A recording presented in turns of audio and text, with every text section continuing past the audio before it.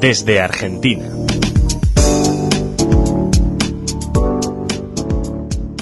Hola oyentes de Radio Sefarad, como cada 2 semanas acudimos a la redacción de Nueva Sion para hablar con Gustavo Efrón, su director. ¿Qué tal, Gustavo? Hola, ¿cómo estás? ¿Cómo andan todos por allá? Muy bien, y con ganas de escuchar especialmente esta crónica porque seguramente los oyentes habrán oído hablar, los que no son de Argentina, de estas colonias en la Argentina. Es un fenómeno judío vinculado con la historia judía del siglo XIX-XX, pero que es, digamos, exclusiva de Argentina, porque han habido inmigraciones judías en muchos países de Latinoamérica y del mundo, pero no en todos se han formado poblaciones en base a esta inmigración judía, ¿no?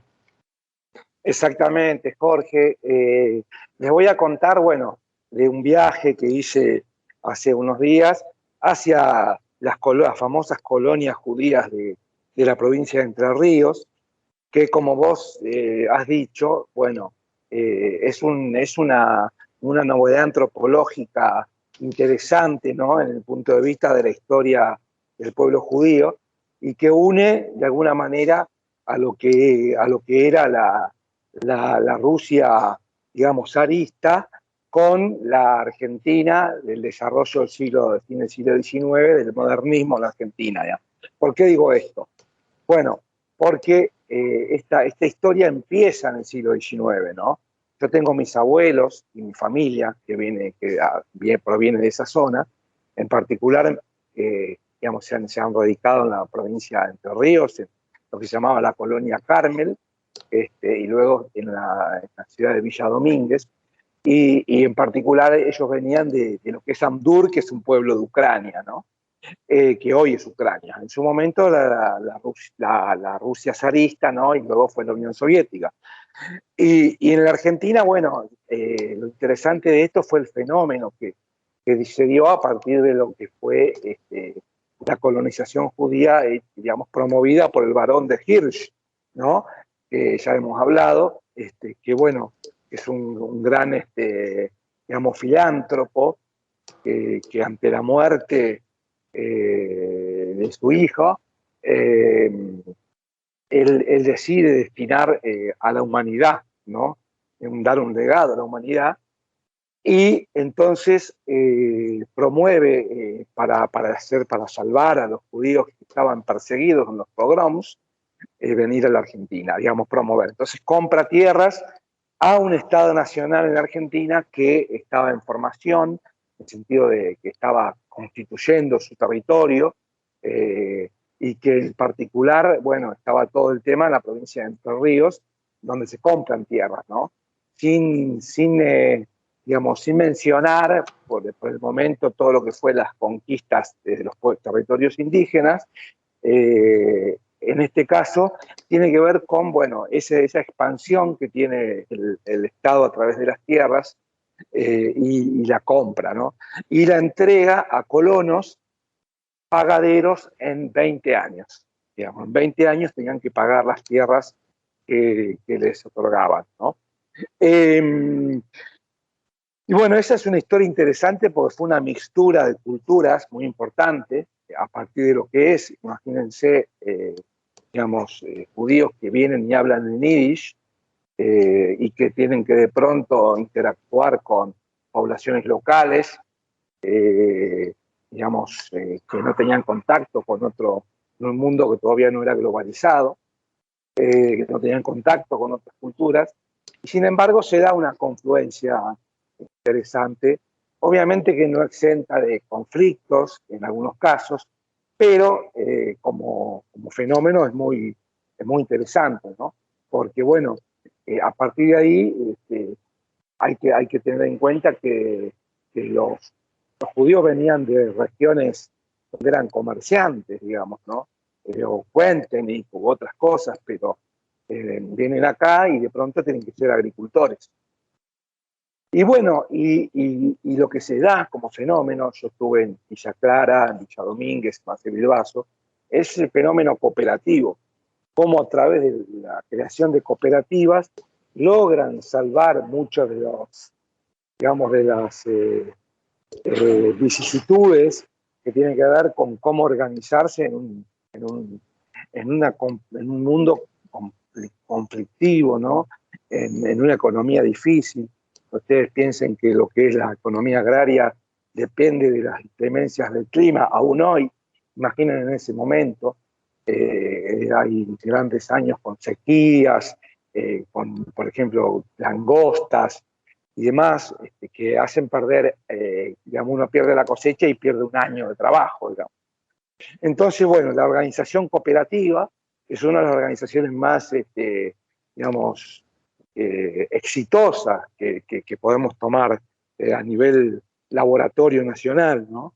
En Domínguez se da lo que se llama el Fondo Comunal, que es un gran lugar, digamos, cultor de cooperativas, del cual aparte salieron todo un grupo de sectores, luego, digamos, muy conocidos a nivel nacional, ¿no?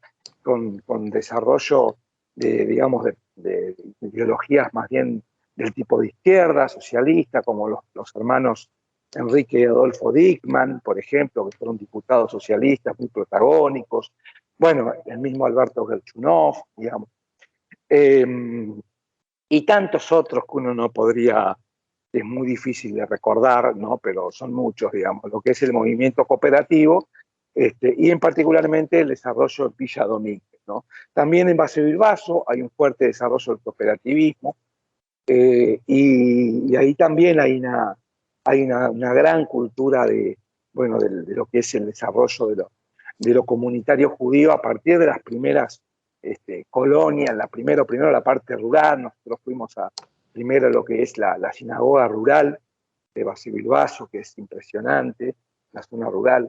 Ahí tuve la oportunidad de ver la casa donde vivió Yedidio Efron, sobre el cual hice una columna, una oportunidad para Radio Sefarad, que era el creador de la red escolar judía en Argentina y que fue el director de esa escuela, y ahí donde también vivió Blackie, digamos, su hija, sus primeros años.